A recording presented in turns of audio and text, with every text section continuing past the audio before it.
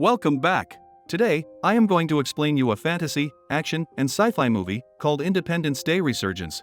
Sit back, relax, and enjoy the video.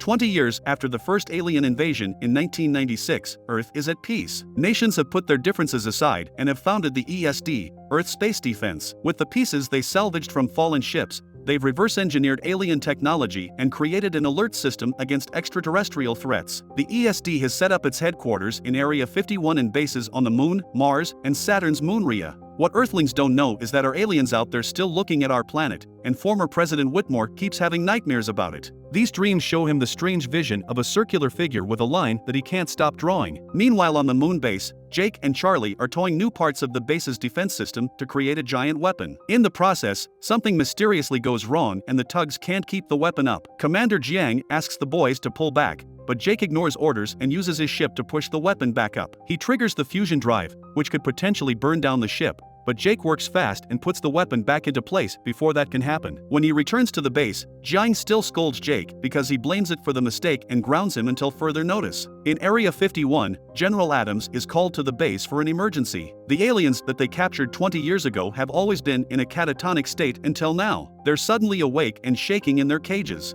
Adams wants to discuss this with the ESD director, but he's unreachable. It turns out David is in Africa with Floyd, a government-appointed controller. They meet with Warlord Umbutu and his rebel forces, whose headquarters are surrounded by alien bones. They aren't happy to see David, but before things can escalate, Catherine cuts in and assures the warriors David is with her. Apparently Catherine has been working here for a while, studying the psychic connection that Umbutu has with the aliens. Catherine takes David to see the only ship that landed on Earth 20 years ago. The locals had fought the aliens that came out of this ship for 10 years, and Umbutu explains that the ship lights turned on by themselves 2 days ago. They also discover a giant hole in the ground, revealing the aliens had been trying to drill into the planet's core and stopped when they blew up the mothership during the First War. The group enters the ship and discovers the computer is sending a signal that David recognizes as a distress call that someone already answered. Back in the moon, Jake has a video chat with her girlfriend Patricia, who happens to be Whitmore's daughter. Patricia informs him the International Legacy Squadron will visit the moon base soon,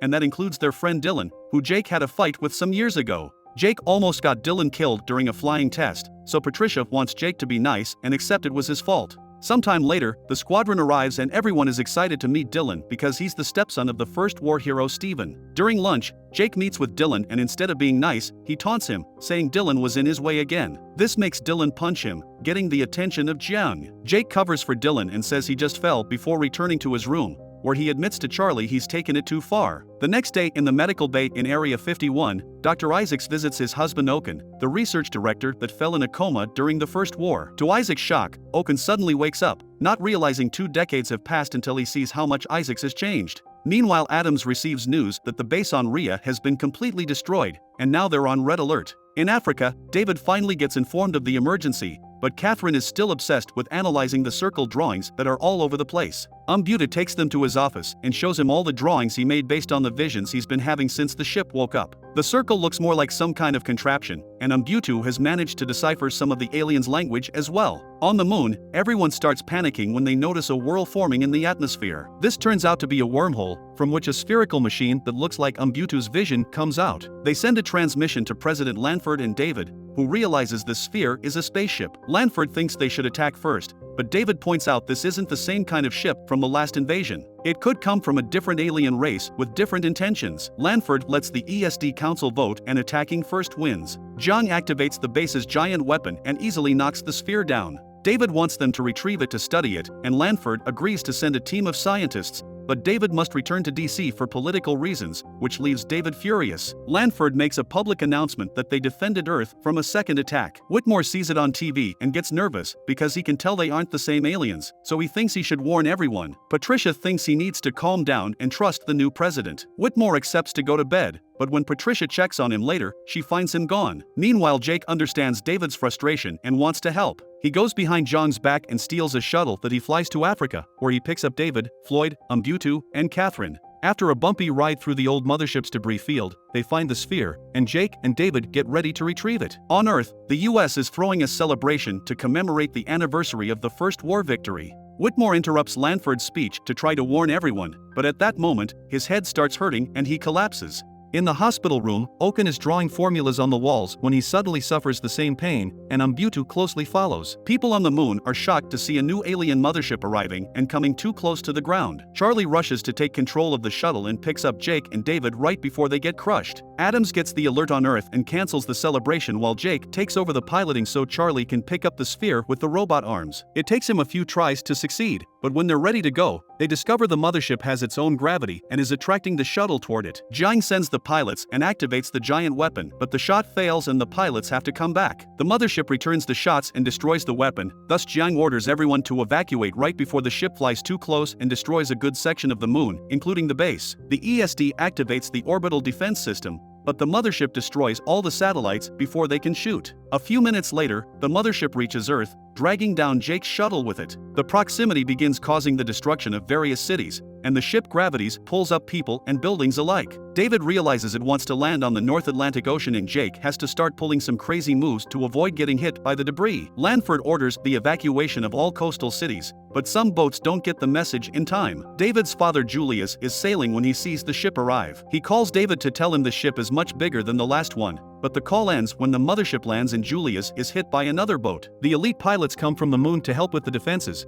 but Dylan doesn't get there in time and has to watch his mother help a woman and a baby escape before she goes down with the hospital building. Whitmore and Patricia meet with Adams in Area 51, and Okan escapes his room to join their meeting. The aliens in the cages have gone crazy, and Okan thinks they're celebrating. While David and the others arrive too, Whitmore sneaks into a sealed room and releases one of the aliens to establish communication. The alien uses its tentacle to grab Whitmore and talk through him, saying she has arrived, she is all. Catherine shows the alien the circle symbol, asking what it means, causing the alien to get furious. The soldiers realize the tantrum is about to kill Whitmore, so they shoot the alien to stop it. Bullets don't do much, but Umbutu comes through and uses his blades to attack the alien. This big body is just armor, and once it's broken the real small alien comes out, which Umbutu immediately kills. Meanwhile, at the coast, a group of siblings that just lost their parents are trying to drive away and find shelter. Among the debris, they discover Julius' destroyed boat and the man unconscious inside. They confirm he's still alive and take him with them. The Area 51 team scans the mothership,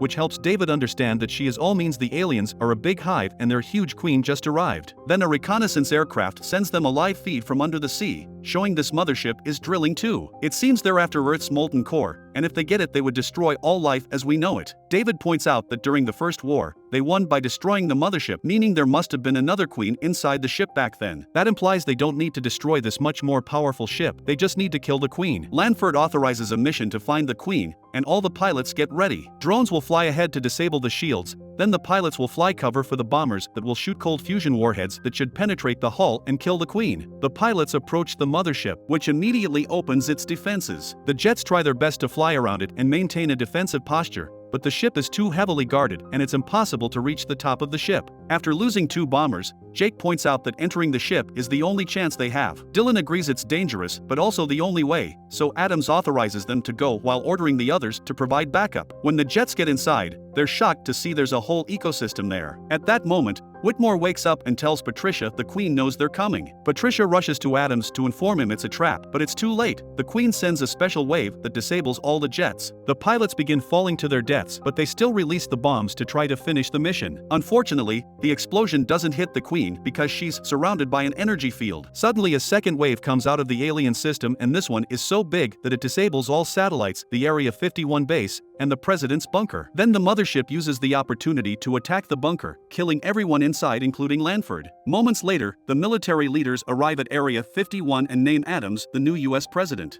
Catherine shows Okan's drawings to Umbutu and he manages to translate some of them. There are mentions of an intergalactic war and something about stopping an enemy before it reaches Earth. This makes Umbutu realize the sphere wants to be an ally because the aliens are also its enemy. Inside the mothership, Jake and Dylan among a few other pilots have managed to survive the fall, so now they must hide in the ecosystem not to be caught. At the base, Okan manages to get the capsule open with a special laser and scans the sphere, but he can't detect any signals. Floyd comes closer to touch the sphere out of curiosity, and the smooth surface begins absorbing his hands. After a few seconds, the sphere activates and lets go of Floyd before it starts communicating in English, which it learned from Floyd's mind. At the same time, the Queen gets a reading on her system and decides to put on a huge piece of armor. The pilots can only watch how the top of the mothership suddenly takes off to initiate a new attack. The sphere begins explaining that it intercepted the aliens' distress call and came to try to warn humans, but the humans attacked the sphere without asking questions first. The sphere's species has fought the invading aliens before. They call the motherships harvester ships because they go from planet to planet harvesting the cores to be used as fuel. This sphere is the only survivor from its planet, and its system holds the key to superior technology. There's a hidden planet where it teaches refugees from other fallen worlds how to build weapons that will defeat the invaders. This is why the aliens are scared of it. Unfortunately, now that the sphere is activated, the Queen can track it. David points out that if the Queen is already coming, they could bait her like she baited them first. Oken and David think they can hide the real sphere inside an isolation chamber and replicate its radiation signal with a decoy inside a tug filled with cold fusion bombs. Then the Queen will follow that signal into a trap. The only thing they need is some way to track the Queen, and Adams reveals he still has a radar truck from the First War. Adams and David talk with the few pilots that are left, explaining that since the satellites are down, someone will have to fly in manually to detonate the bombs, meaning that pilot won't survive the mission. Patricia tries to volunteer, but Whitmore cuts in and accepts the mission, ignoring his daughter's disapproval. Meanwhile, Julius wakes up and convinces the siblings to take him to Area 51. However, they're running out of gas and moving at a glacial speed. They stop by a gas station and find a school bus full of kids that were abandoned by the driver, so Julius takes over, and with all the kids aboard, he begins driving the bus toward Area 51. Inside the mothership, the pilots find the aliens' hangar. Jake runs ahead to distract the aliens by insulting them and peeing on their floor while his friends steal the jets. The aliens don't take Jake's insults well and open fire, but before they can hit Jake, the pilots take off on the jets and pick Jake up. Immediately, the aliens begin chasing after them and closing the doors, so the pilots have to pull some extra moves to avoid getting killed. In the heat of the battle, Jake apologizes to Dylan for almost killing him all those years ago. After a few close calls, the pilots manage to reach the doors and escape right before they close. Everyone at the base gets ready for the attack. Patricia watches her father leave despite her protests and decides to fly along to help him. At that moment, Julius and the kids arrive on the bus at the same time the Queen arrives with her army. As the base and the aliens both open fire to start a new war, David notices the bus and brings it over to his sector for protection. The sphere is put in the isolation chamber and the Queen falls for it, believing Whitmore has the real signal. Patricia flies her jet near her dad's and says goodbye before he faces his sacrifice. As David puts a shield around the alien army to contain the explosion,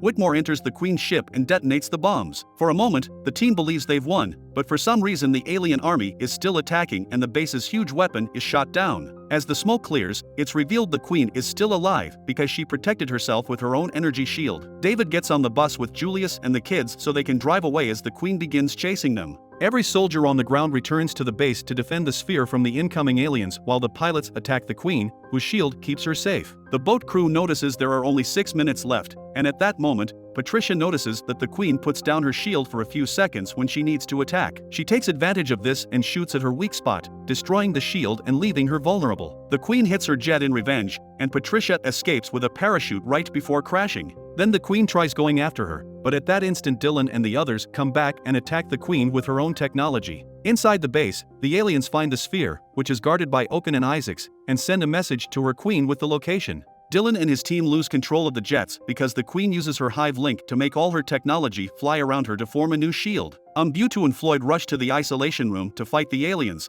but in the struggle, an alien manages to hit Isaacs. While Umbutu and Floyd finish the aliens off, Oken has to say goodbye to his husband. With only 2 minutes left, the Queen arrives at the base and begins hitting the roof to try to access the sphere. Dylan calls the jet shield a tornado, and that gives Jake an idea. They activate the manual thrusters and let the tornado form a fire whirl that expels them out of the hive. As the Queen finally breaches the base and grabs the sphere, the pilots regain control of the jets and open fire on her, forcing her out of her armor. The Queen tries to walk away and almost gets the bus, but David drives back right before the Queen falls and finally dies, releasing the sphere in the process. Just like it happened during the First War, the death of the Queen instantly stops the drill and all the alien ships, which crash to the ground. Everyone around the world celebrates the victory as the mothership leaves, and Oken confirms the sphere is fine. David is worried that Earth won't survive another attack, but Oken reminds him that the sphere has a training program on a shelter planet, so the next step for humanity is to join the intergalactic war.